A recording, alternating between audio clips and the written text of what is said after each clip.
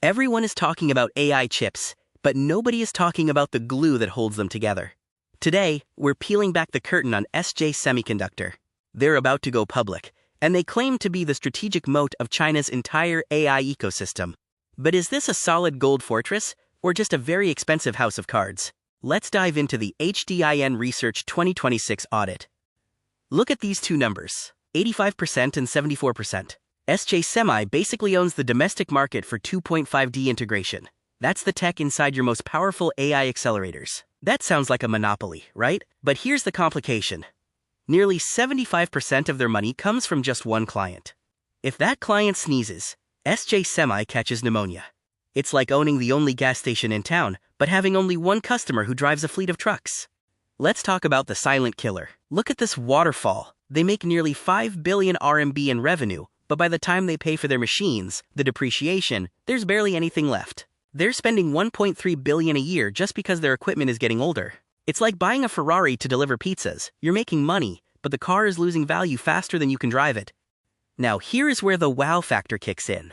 In 2022, they were just doing simple bumping. Fast forward to now, and over half their business is high-end chiplet integration. They've successfully pivoted from being a middleman to being an AI system integrator. This isn't just a growth story, it's a total evolution. Why is SJ Semi winning? Because they have foundry genes. Most packaging companies are just packers.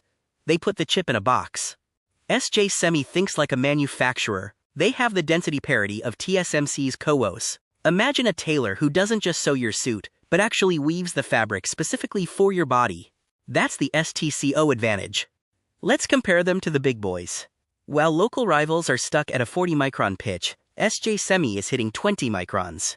To put that in perspective, that's like trying to thread a needle while riding a roller coaster and doing it perfectly every time. They are the only domestic alternative for ultra-high-density silicon interposers. Where do they fit? They aren't in the commodity basement with low-margin OSATs, and they aren't quite the massive foundry giants yet.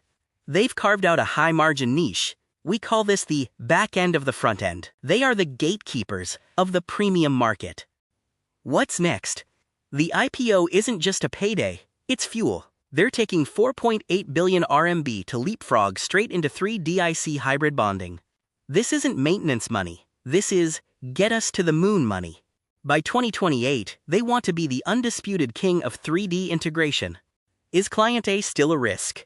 Yes, but there's a lock-in effect.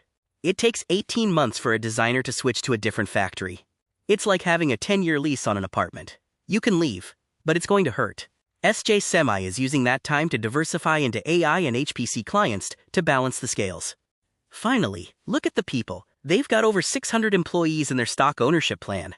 When the engineers own the company, they don't just work, they innovate. This is a brain trust with a long-term stake in the IPO's success. The HDIN research verdict? It's a strong buy logic, but with eyes wide open. SJ Semi is the strategic vessel for China's AI sovereignty. They have the tech, they have the growth, and now they are getting the capital. If you believe in the AI infrastructure boom, this is the company at the center of it all. Thanks for watching our deep dive. If you want the full-page report on the semiconductor supply chain, contact our team at HDIN Research. Don't forget to like, subscribe, and visit hdinresearch.com.